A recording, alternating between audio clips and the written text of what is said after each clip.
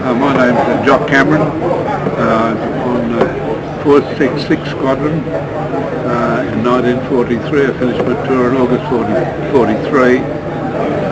Then I went screen instructor, and then I came back to 466 on second tour in Halifax. But unfortunately, as I thought that time, the war ended, and I only got 10 trips in, so I didn't finish my second tour. While I was at 466 in Wellingtons, one night we were briefed to go to Crefeld in the Roar, and we took one bomb, a 4,000-pound bomb, on the Wellington, no bomb doors, just like a big 44-gallon drum inched up. Yep.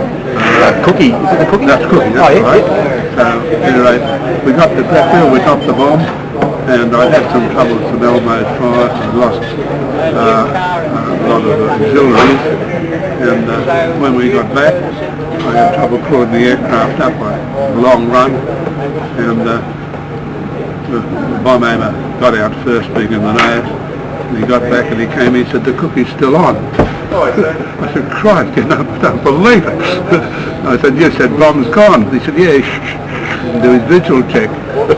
So I immediately got onto the tower and got the bomb squad out and defused it, and when I went into briefing the Reg Vale, the wing commander, he said, "How'd the trip go?" I said, "Well, it was a bit of a waste. I brought the cookie back."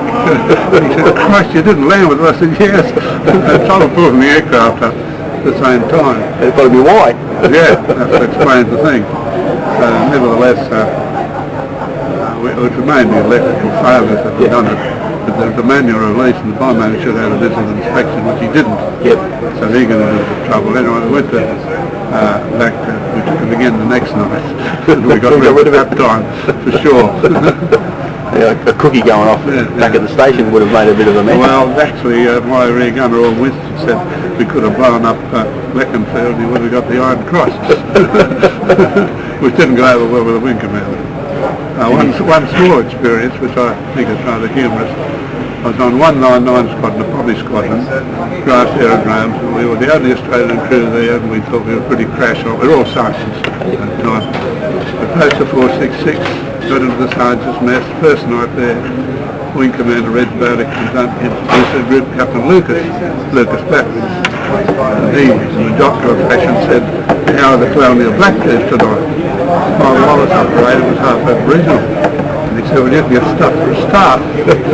That was our arrival on 466 Squadron. We were on that the next morning. It was overlooked. That's what I would like to say. I'm Keith Campbell. I was with 466 Squadron at Leconfield and Driffield. Flew with Jim Walsh's crew, and we moved from Leconfield to Driffield. I think it was just after D-Day, and until July 44 we accumulated a total of 33 operations before the flak caught up with us. And what happened on that fateful night, Keith? Oh, we set off to Stuttgart.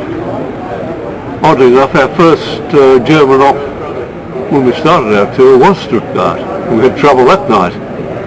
It landed at the south of England after having a run-in with a fighter, and made an emergency landing at, I think it was Ford in the south of England, and got to the end of the runway and turned off, and 2 motors cut out. So we just made that one, and 33 trips later we went to Stuttgart again. We had an uneventful trip in. Unfortunately, on the 2 or 3 minutes after the target, I thought we were hit by flak, but subsequently after the war it was confirmed that an aircraft hit us, and the whole thing blew up. At the time I was fortunate, I had my parachute on, and there was an explosion. I heard the explosion, I heard someone say "bloody hell." That was the last I remember. The next time I came to was about 10,000 feet sitting underneath the parachute. And one strap dangling and one strap working. And the one that was dangling quickly would have got tied up, no doubt, on your harness? No, I let it go. It was why did it feel the things that weren't working? Now, where were you in the aircraft when it all happened, Keith? Bomber, the front. Yep. And apparently the aircraft just blew apart and I went out with it. Oh, yep. Complete with helmet, intercom, and everything else was attached. And the rest of the crew perished? Unfortunately, the rest of the crew did. And whereabouts did you come down, and what happened to you once you hit terra firma again? I landed at a little village called Bonlard, which is, I think,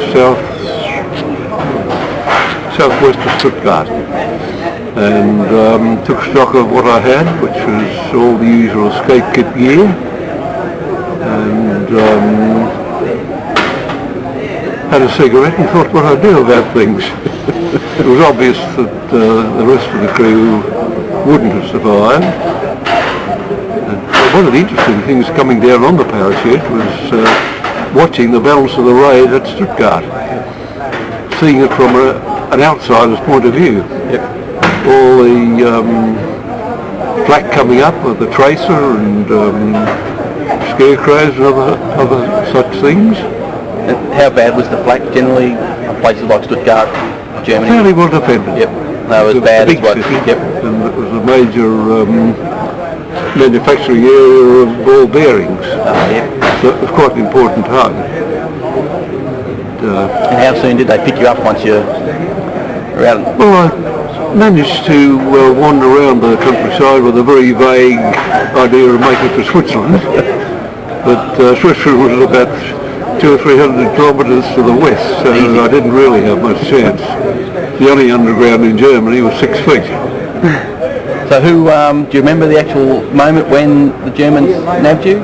Well, I was walking along the road, and normally I'd hide up of a daytime and walk at night, but this particular occasion I started walking a little earlier than night, and walking along this narrow country road, and a truck came along, and he stopped to give me a lift, which was most unfortunate.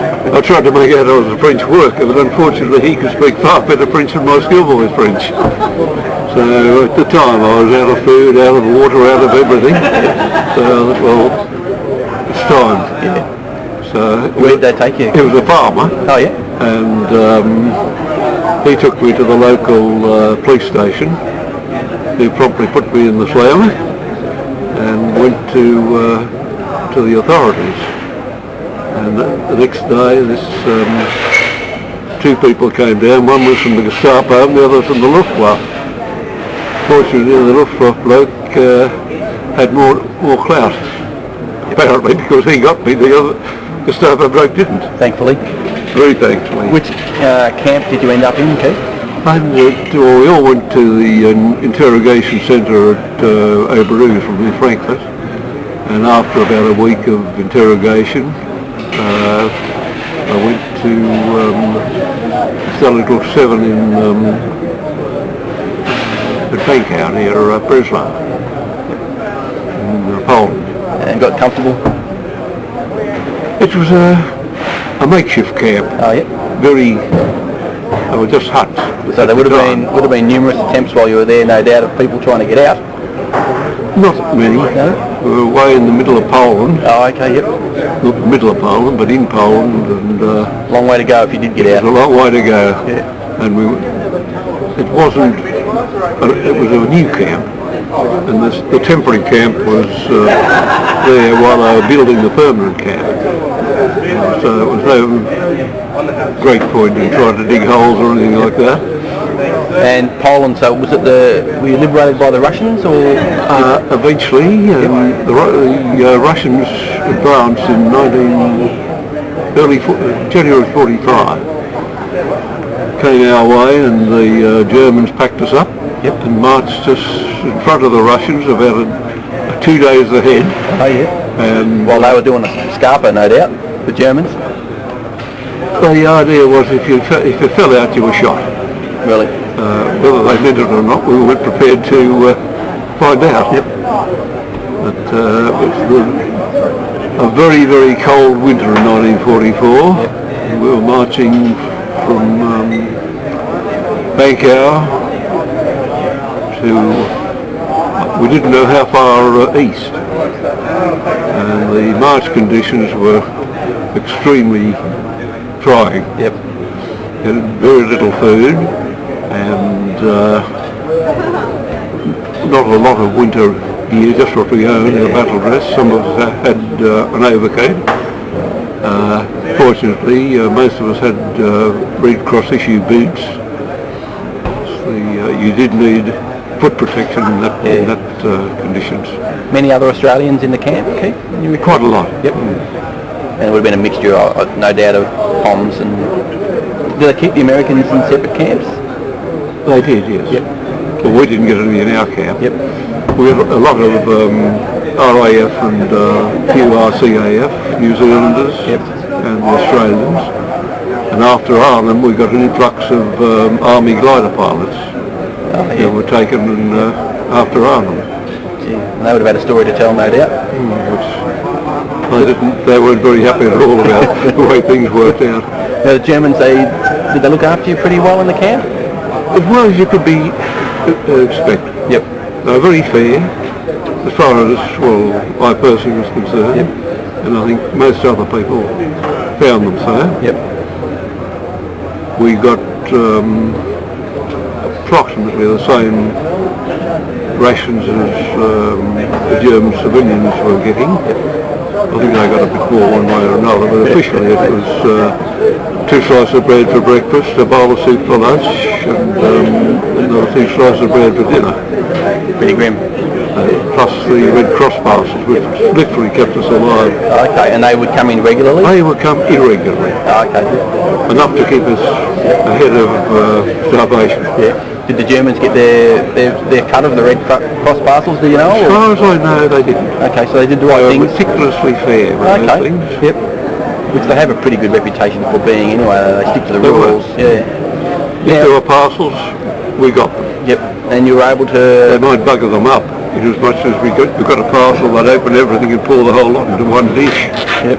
But that was just on occasions when somebody had upset them. Right. Which we did on frequent occasions. What's your opinion, Keith, on the aircraft, on the Halifax? From our point of view, the Halifax was a fantastic aircraft. The Mark III, that is. Yep. The Mark II was underpowered and subject to rudder stall and wasn't a particularly good aircraft. But when they put the Bristol Hercules in and modified the tail, it was a superb aircraft. And from your own perspective as the bomb aimer, how did you find the actual task of getting your bombs on target with the Halifax? Was it a particularly complicated procedure? No, it had a very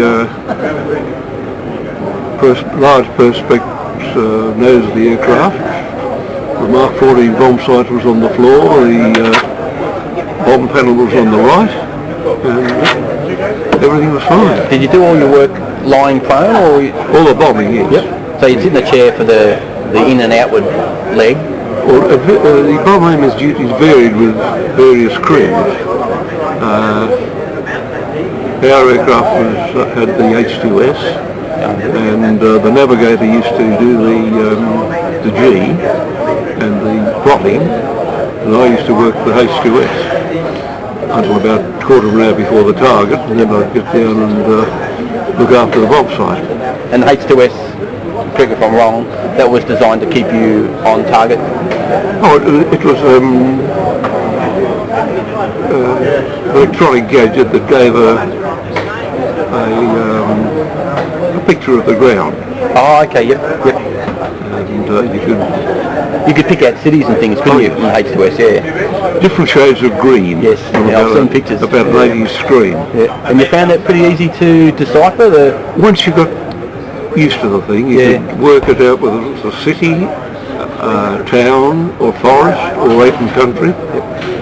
It took a little bit of getting used to interpreting the various shades of green and the things that came up on it, but it was an invaluable tool. Unfortunately, what we didn't know was the Germans got home in on it with their night fighters. Nobody told us that. I can see why. And just finally, Keith, what did you find yourself doing after the war? I was, before the war, I was a junior engineering draftsman. So I went back to that for about 15 years. Yep. And then for various other reasons I went into catering. Okay. Mainly because when I was in Germany I said if I ever get out of this place I'll never be hungry again. Thanks a lot, Keith. Thanks. It's a privilege, mate. Thanks very much for your time.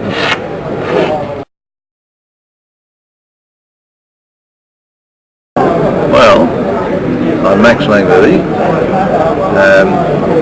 Joined the Air Force in 1942, October. I joined 462 Squadron in 1944, just soon after it was reformed, flying Halifax 3s. What else do we need to know? Oh, that's pretty much it for where you came from, Max. In your operations over occupied Europe, were there any that stand out as memorable for any way, any reason? Yes, there were a few.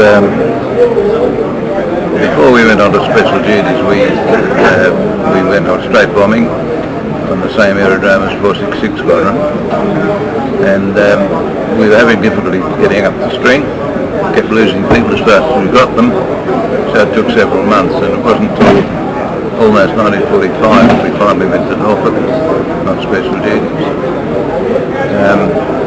And I remember that during that time there was one particular occasion when we were over Bochum, which was a small town in the Ruhr, and it was such an amazing sight to see. The hole in the 10/10 crowd, except for this hole above the town, and it was like Dante's Inferno, and through that all this flak was coming up. I called the navigator to come and have a look. I said, Ivan, you'll never see anything like this again. Yeah. And he came up and had a look and he said, we got to go through that. I said, we've just been through it. And that was the last time he came up to have a look. He was perfectly happy. No, perfectly happy to stay in his little blacked out cubbyhole. Yeah. I prefer to see what's going on. Yeah. But no, and one of the things that affects you, or that impresses you, is the fact that actually people do get through this complete massive flak that's coming up. You look at it and you say, there's no way anybody can get through that. And yet you see airplanes getting through. Every now and again one will get shot down. But the number that get through compared to the number shot down is absolutely incredible. Yep. Because you hear stories, especially now since the war's been over for so long, you hear stories about how bad the flak was. It literally was as bad as you say. It was. It was pretty thick. People say it was, big enough to walk on. Oh yes, Pretty much. That's a pretty accurate assessment. Yeah. Well, the thing about it too, of course, is that you'd occasionally hear a rattle of shrapnel on the aircraft, and you think, well, there must be a lot of holes. You get home and have a look, there wouldn't be. So obviously the flak burst had to be very close to do much damage. Searchlights, they were pretty well. Searchlights were a nuisance. Yeah. But I think mainly because by this stage of the war, the Germans were putting up box barrages, and then the British aircraft were flying through in mass. All they could do was pick up the aircraft and show the fighters where they were going by following them on the way through. Yep. And the fighters would pick you up afterwards.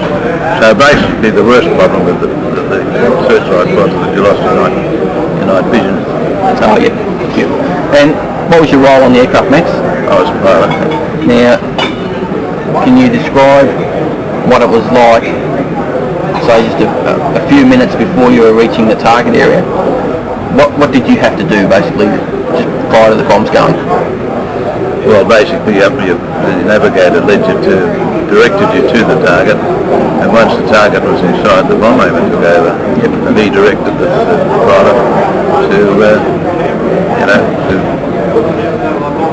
of course, that wouldn't allow him to drop the bombs in the right place, hopefully. And he'd tell you they were gone, and then you'd be back on the stick, and then... You don't open the bomb bay doors. As soon as the bombs had gone, you close the bomb bay doors, heave a sigh and get home. How many missions did you do with 462, Max? 27. 27. I did about 12 or so, I think, on straight bombing, and the rest were special duties. Special duties was a mostly pretending 10 aircraft to go out and pretend there were a couple of hundred and bring the German fighters up to us so that wouldn't annoy the main force. And it was a lonely life because you wouldn't see anybody else. You wouldn't see the other aircraft. You'd be away from them. But there was one advantage, and that was that you had much less chance of having a collision. Because I think a lot of the aircraft in the straight bombing was, a lot of the losses were through collision. Yep. In the special duties, aircraft would be up by themselves, or would there be other aircraft up doing the same sort of special duties? But no, generally about 10 of us would go out and pretend we were 200, and then we spread over wide there. Oh, okay.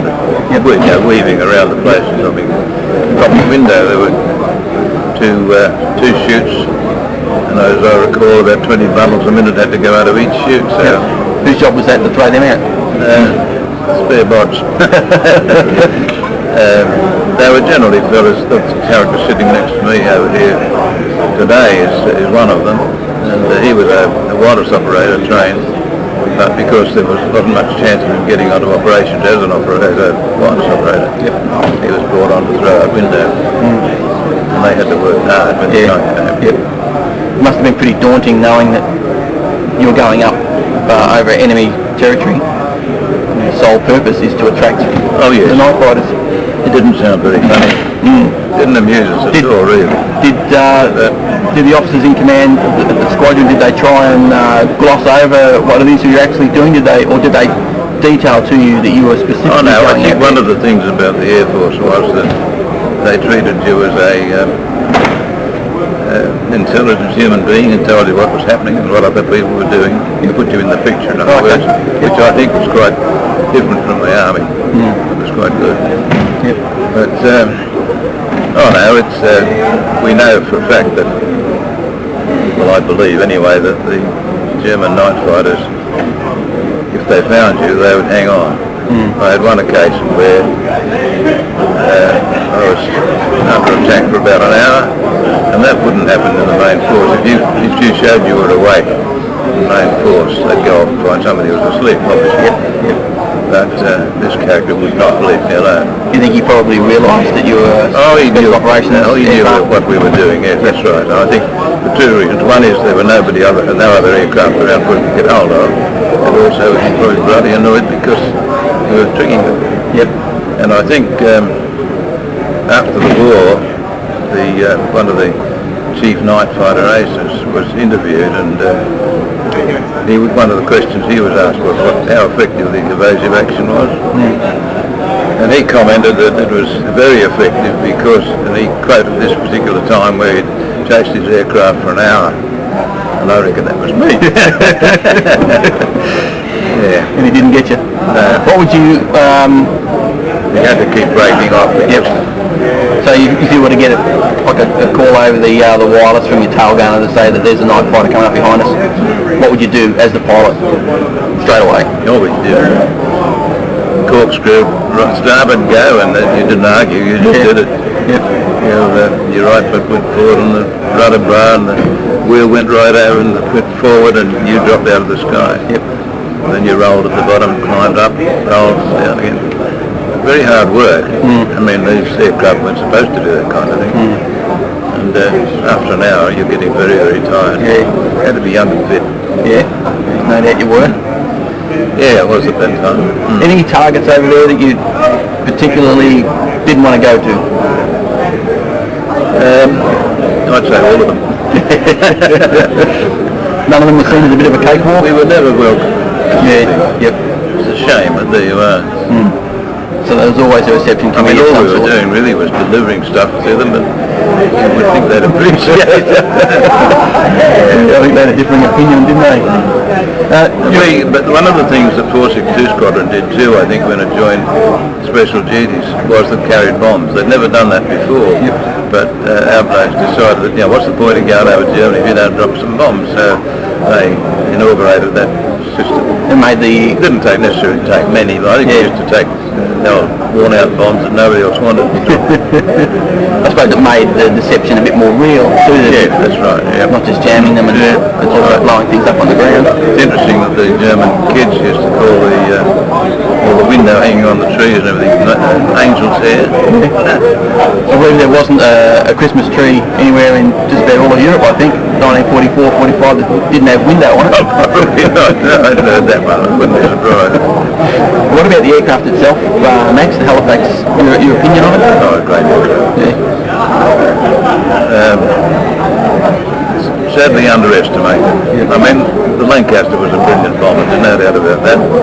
But the Halley wasn't far behind. And when you consider that the Lancaster carried officially its maximum load of 16,000 pounds, the Halifax was 14,000 pounds. What would the Yanks carry?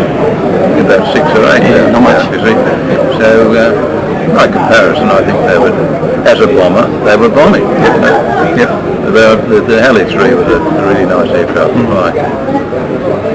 Very comfortable, very easy to handle. Yep. Got you home. Except in evasive action, that I think the Lancaster was probably just as hard to handle in evasive action. Would be. Do you recall what you were doing when you heard the war was over? No, I can't actually. I know, I remember that my navigator had just got his commission, so he was in London getting his uniform, so he wasn't there to look after me. he was a lot older than me, more or less like an older brother. On the ground, that is. In the air, of course, that was different. I was the skipper and he was. That's right.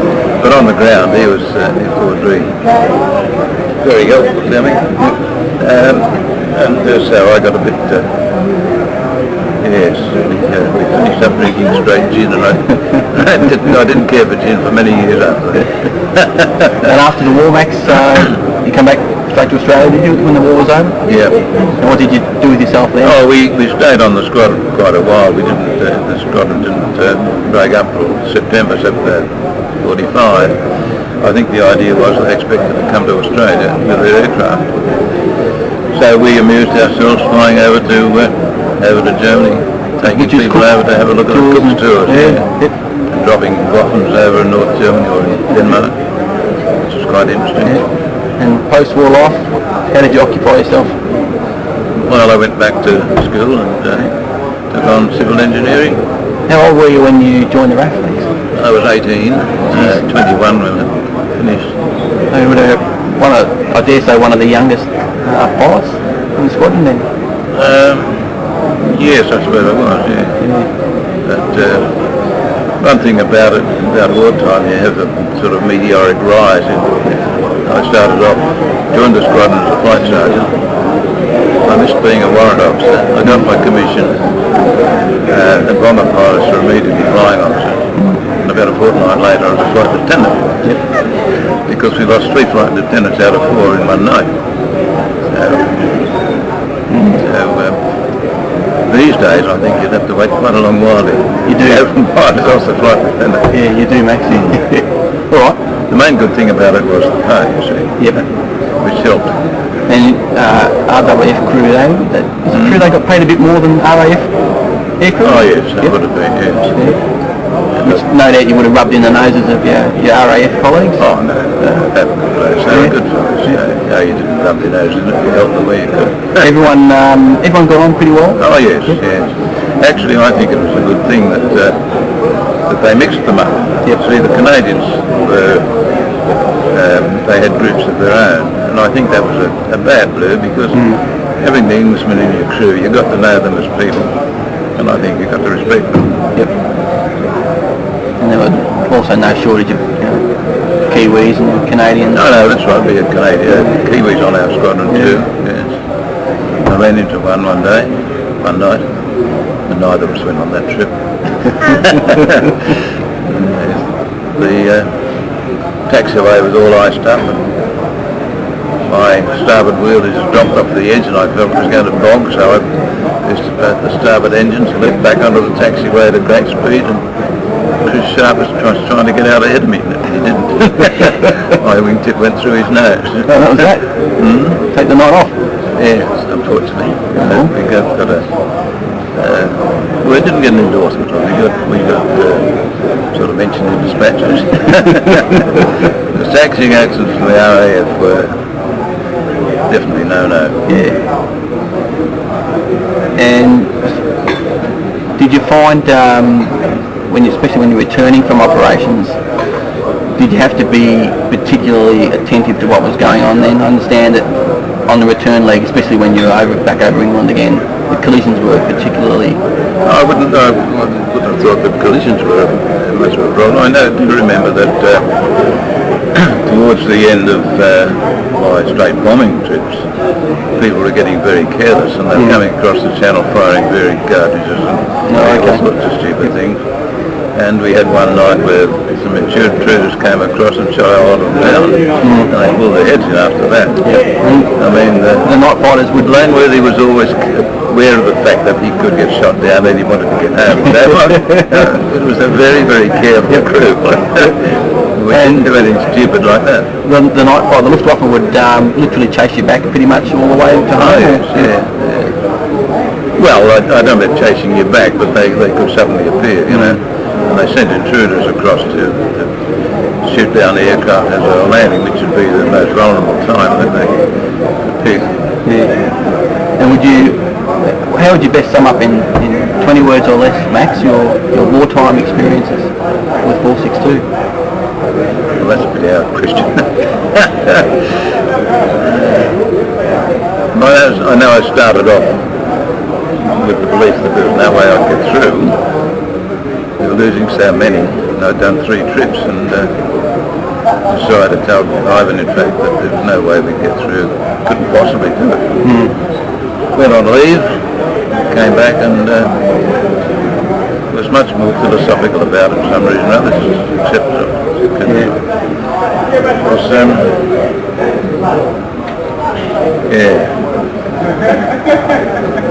You ticked them off as you went. Yep. Got close and close. Sigh of relief. Yep.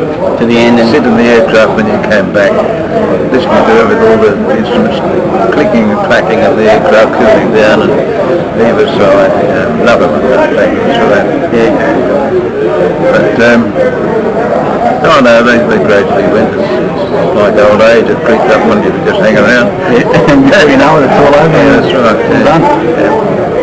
Thanks very much, Max, for having a chat. Much appreciated. Well, I have some use.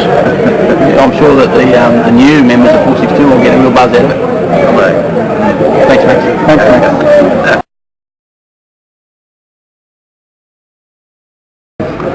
I was a flying officer in 466 Squadron in the RAAF during the war.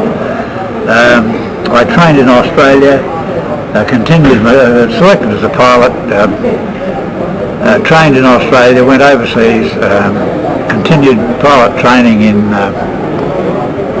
the UK, first on Oxfords, then on Wellingtons, and then eventually on Halifaxes. I was posted to 466 Squadron at Leconfield in May 1944. I did one trip.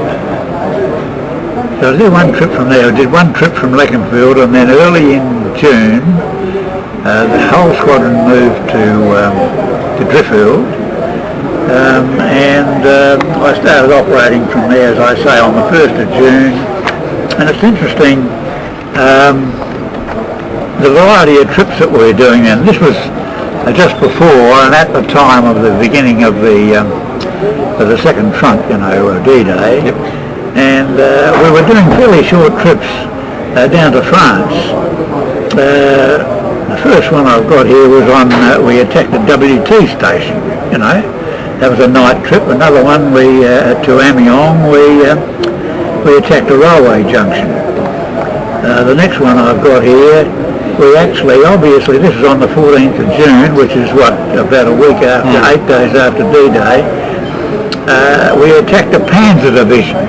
I believe the Panzer division had been dug in and they were using it as artillery, you know, and I've just been through the fact that I did a total of 39 trips and I was not shot down, but on most trips, of course, you cope with flak, and barrage flak, all you could do is fly through it, of course, and on many trips, of course, you're evading night fighters.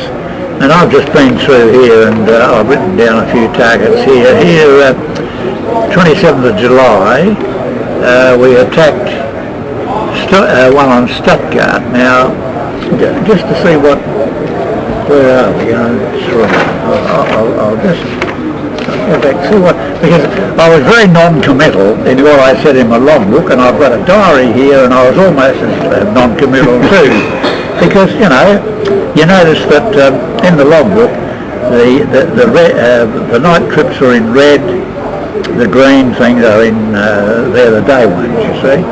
So what are we looking for? July?